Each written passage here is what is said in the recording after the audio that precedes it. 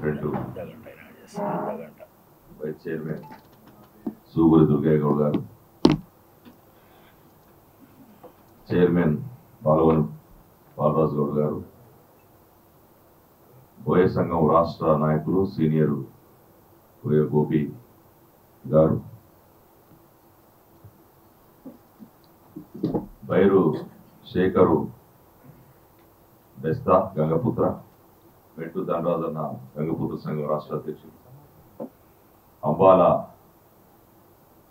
నారాయణ గౌడు BC political front రాష్ట్ర convener, ఎలికట్టి Vijay Kumar గారు గౌడజన కుల పోరాట సమితి వ్యవస్థాపక అధ్యక్షుడు, బీసీ పొలిటికల్ ఫ్రంట్ రాష్ట్ర కన్వీనర్, సింగం నాగేశ్వర గౌడ్ గారు బీసీ జనసైన్యం రాష్ట్ర అధ్యక్షుడు, బీసీ పొలిటికల్ ఫ్రంట్ రాష్ట్ర నాయకులు, నాగభూషణం గారు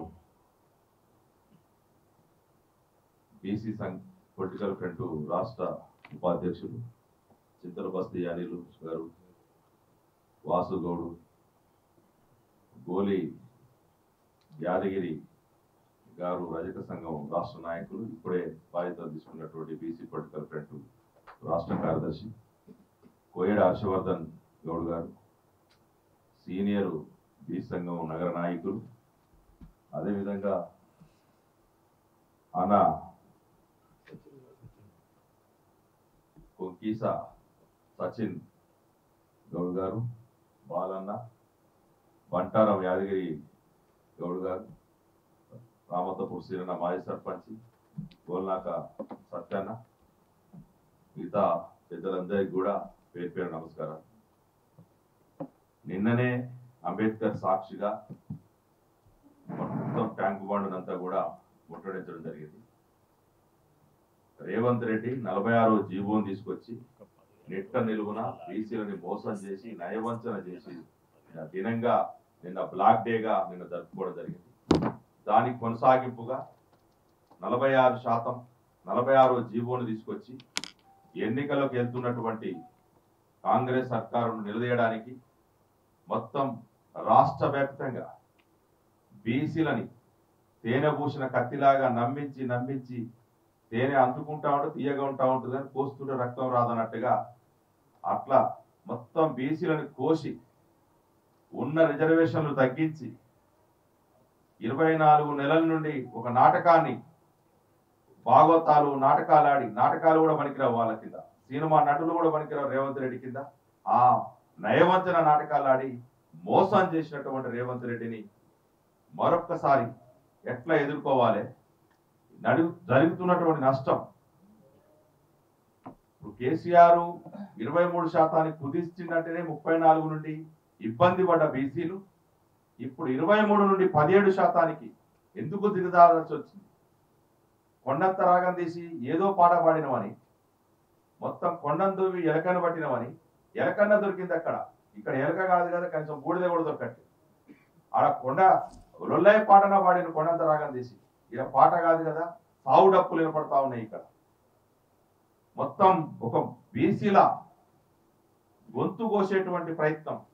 మొన్నటిదానిక కోట్ల పేరుతోటి మరో నాటకం ఆడినటువంటి రేవంత్ రెడ్డి, జీవోల పేరుతోటి, ఆర్డినెన్స్ల పేరుతోటి నాటకాలు ఆడినటువంటి రేవంత్ రెడ్డి ఇప్పుడు మరలా జీవో పేరుతోటి 46 జీవో పేరుతోటి రాష్ట్ర వ్యాప్తంగా ఉన్నటువంటి బీసీలు ఎంతో ఆశలతో ఉన్నటువంటి ఎన్నో సంవత్సరాల సంధి ప్రజలకు సేవ చేస్తూ గ్రామీణ ప్రాంతాల లోపల పోలీస్ స్టేషన్లో ఉన్న రెవెన్యూ సమస్యలున్నా, కలెక్టర్ సమస్యలున్నా, ఎంఆర్ఓ సమస్యలున్నా, స్థానికంగానే ప్రజల్ని అంటి పెట్టుకుని ఉన్నటువంటి సర్పంచ్ అభ్యర్థులకు, బీసీ అభ్యర్థులు, వార్డు మెంబర్లు, ఉప సర్పంచ్ స్థాయి కలిగినటువంటి నాయకులందరికీ కూడా ఈరోజు మొన్ననే హైకోర్టులో పిటిషన్లు వాదన జరుగుతున్నప్పుడే రిజర్వేషన్ల ప్రక్రియ ప్రకటించి రాష్ట్ర వ్యాప్తంగా 42% బీసీలని తీసినమని చెప్పేసి 42% ప్రకటించినటువంటి రిజర్వేషన్ల టోటల్ అన్ని గ్రామాల్లో ఈరోజు జనరల్ గా మారినటువంటి పరిస్థితి.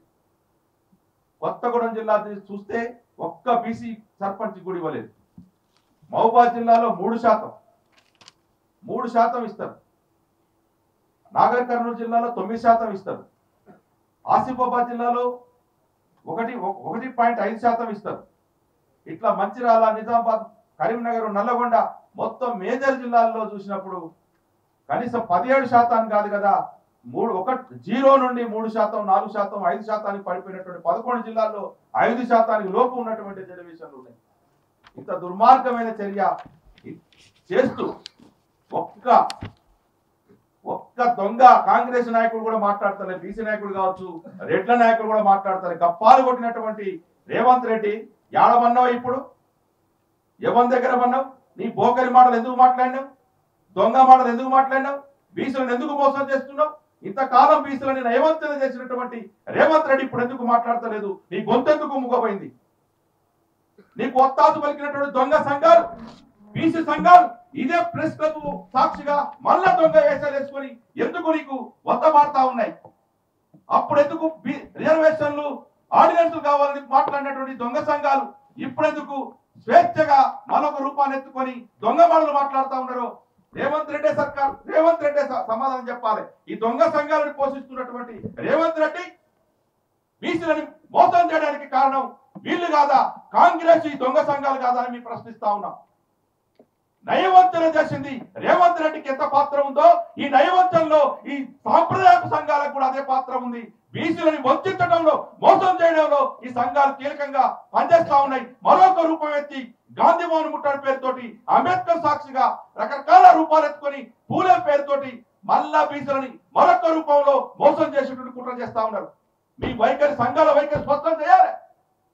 మేము మొదటిసారి చెప్తా ఉన్న బీసీ పొలిటికల్ ఫ్రంట్గా 42% బీసీ రిజర్వేషన్ల సాధన సమితిగా ఇది దొంగపు జీవోలు, దొంగపు ఆర్డినెన్సులు, బూటకపు మాటలు నయవంచన చేస్తా ఉన్నాడు రేవంత్ రెడ్డి అని ఈ సంఘాలు పాలాభిషేకాలు చేస్తూ, క్షీరాభిషేకాలు చేస్తూ ఆయన చుట్టూ మోకరిల్లుతూ తిరిగి వారు చేసే బిట్టపు మెతుకులకు ఆశపడి ఈరోజు ఈ ప్రవర్తన చేస్తా ఉన్నాయి. మేము ప్రశ్నిస్తూనే ఉన్నాం. అందుకే 23% కొనసాగేటువంటి రిజర్వేషన్లు 17% కుదించినాయి. మళ్ళా ఎన్నికల కమిషనే ప్రకటిస్తే 17% అని చెప్పి మళ్ళా కాంగ్రెస్ పార్టీ 21% అని కళ్ళబుల్లి మాట్లాడుతూ ఉంది. బీసీ, అందుకే నేను అంటా ఉన్నాం, బీసీ మంత్రులు కావచ్చు, బీసీ ప్రజాప్రతినిధులు కావచ్చు, ఎమ్మెల్యేలు కావచ్చు, రాజ్యసభ సభ్యులు కావచ్చు, కార్పొరేషన్ చైర్మన్లు కావచ్చు, బేషరతుగా రాజీనామా చేసి మాతో పాటు ఉద్యమంలోకి రావాలని చెప్పి డిమాండ్ చేస్తా ఉన్నాం. పనికి మాలిన బీసీల రక్త మాంసాలతోటి కునుకుతున్నటువంటి బీసీ ప్రజాప్రతినిధులారా రండి, ఈ సమాధానం ఏం చెప్తారు? నిశ్చిక్కుగా ఇంకా పదవులు అడ్డు పెట్టుకొని ఉన్నారు. ఏ ముఖం పెట్టుకొని ఇంకా బీసీ అని బతుకుతారు? బీసీ పేరుతో ఎందుకు బతుకుతా ఉన్నారని చెప్పేసి ప్రశ్నిస్తా ఉన్నాం. అగ్గై మడుతా ఉంది బీసీ సమాజం అంతా. చూస్తా ఉన్నారు కదా, ఎక్కడికక్కడ నిశ్శబ్ద విప్లవం లాగా ఉంది. ఏం చేయాలో అర్థం కాని పరిస్థితుల లోపల సర్పంచ్ అభ్యర్థులు, వార్డు మెంబర్ అభ్యర్థులు, ఉప సర్పంచ్ అభ్యర్థులు ఎదురుస్తూ ఉన్నారు. ఇలాంటి సందర్భం లోపల ఈ సంఘాల వైఖరి స్పష్టత లేదు. ఎంతకాలం మా వాళ్ళే కదా, మా వాళ్ళే కదా, లంగైన దొంగైన బీసే కదా అని చెప్పేసి ఎంతకాలం కలుపుకొని పోతాం? వాడు నిశ్చిక్కుగా బట్టలిప్పుకొని ఇంకా బీసీ పేరుతోటి, సంఘాల పేరుతోటి ఈ పార్టీలకి, మోసం చేసిన పార్టీలకి డైరెక్ట్ గా ఇండైరెక్ట్ గా వారికి కొమ్ముగాస్తా ఉంటే వారి బట్టలిప్పాల్సిన అవసరం ఉంది. అసలు వీళ్ళని ఇదే మనోళ్ళు చెప్తా ఉంటారు, బీహార్ లో అయితే కాల్చి తప్పుతారు ఇట్లాంటి దొంగ సంఘాలు పెట్టుకున్న నాయకులందరినీ కూడా అని చెప్పేసి అంటా ఉన్నారు. ఆ చర్య జరగాల్సిన అవసరం ఉంటది. సంఘం పేరుతోటి బీసీలను మోసం చేస్తే రేవంత్ రెడ్డికి ఎంతైతే గట్టి పట్టిందో సంఘాల నాయకులు కూడా అదే గట్టి పట్టాల్సిన అవసరం ఉంటది. ఇంకా ఏం మాటలు మాట్లాడుతా ఉన్నారు? ఖచ్చితంగా పిసిసి అధ్యక్షుడు కావచ్చు, కొండ ప్రభాకర్ కావచ్చు, వాకిడి శ్రీహరి కావచ్చు, కొండ సురేఖ గారు కావచ్చు, మొత్తం కూడా మంత్రులు తక్షణమే రాజీనామా చేయాలి. ఎందుకు రాజీనామా చేయకూడదు? ఇంత అన్యాయం జరుగుతుంటే, రేపు సర్పంచ్ ఎన్నికల్లో ఇంత అన్యాయం జరుగుతుంటే, రేపు ఎంపీటీసీ, జడ్పీటీసీ, ఎంపీపీ, జిల్లా పరిషత్ చైర్మన్లలో కూడా 17% ఇస్తే ఊరుకుంటామా? ఇదా నీ నీతి? ఏ ప్రయత్నం చేయకుండా కేసీఆరే ఒక మోసగాడు పీసీలని మోసం చేసినట్టే అంతకంటే గజ మోసగాడు రేవంత్ రెడ్డి దొరికింది కాబట్టి ఈ మోసగాలని ఎండగట్టేటువంటి అందుకే అంటా ఉన్నాం.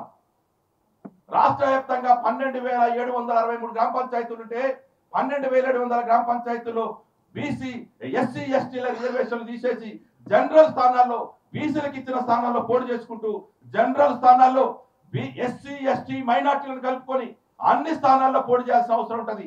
అగ్రకులాలు అప్పనంగా సంపాదించినటువంటి రియల్ ఎస్టేట్ల పేరుతోటి, మందిని ముంచి పైలవుల పేరుతోటి, కాంట్రాక్టర్ల పేరుతోటి అప్పనంగా సంపాదించిన రెడ్డి సర్పంచులు, అగ్రకుల సర్పంచులని నెట్టనులున్న ఓడదెంగాల్సిన అవసరం ఉంటుందని చెప్పేసి మేము ప్రకటిస్తా ఉన్నాం. ఖచ్చితంగా ఓడగొట్టాల్సిన అవసరం ఉంటుంది. కాబట్టి ఇదే సాక్షిగా మేము చెప్పేది ఏంటంటే, ఈ వేదికదే ఓ బీసీ మేలుకో, నీ గ్రామాన్ని బీసీ ఎస్సీ ఎస్టీ మైనార్టీలతోటి కలుపుకొని ఆ గ్రామాన్ని కైవసం చేసుకో, ఏలుకో అని చెప్పి పిలుపునిస్తూ సెలవు. నమస్కారం.